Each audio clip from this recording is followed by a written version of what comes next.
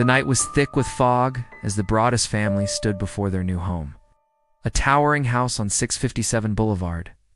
The air was unnervingly still, as if the house itself was holding its breath watching them. The moment they stepped inside, a chill crept up their spines.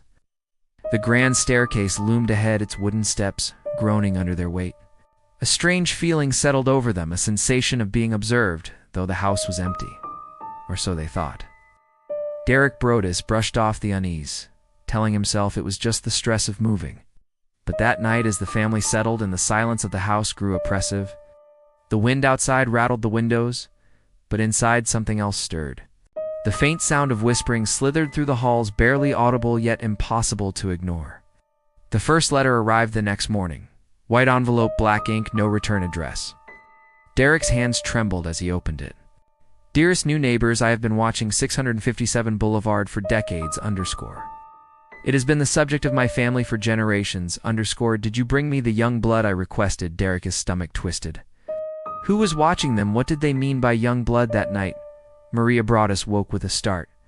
The air in the room had turned frigid, her breath visible in the dim glow of the streetlights outside. A creaking noise echoed through the house like footsteps pacing above them. Derek was still sound asleep. She listened, heart pounding. Another creak. Then another. Slowly, she slid out of bed, pressing her ear to the bedroom door. Silence. Then a whisper. Not yet. Maria clapped a hand over her mouth to stifle a scream. The voice had come from inside the house. For the next few days, the letters continued. It's more sinister than the last.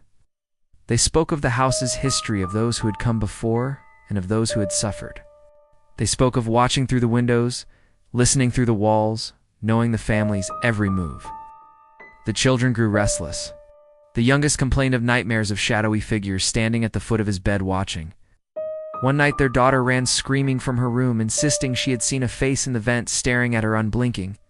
Desperate, Derek installed security cameras, but the footage revealed nothing. No intruders, no movement. Yet the feeling of being watched never faded. One evening, Maria decided to dig deeper.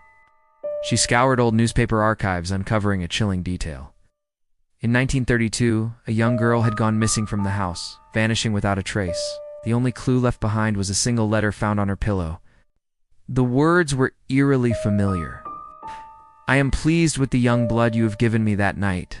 The whispers returned, louder, more insistent. The walls seemed to breathe. Shadows twisted, unnaturally stretching, reaching.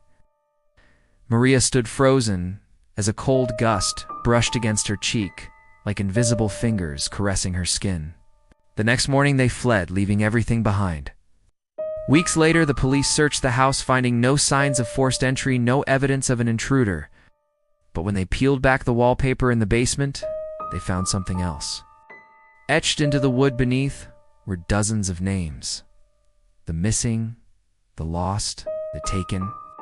And beneath them, scrawled in deep, jagged letters, we are always watching.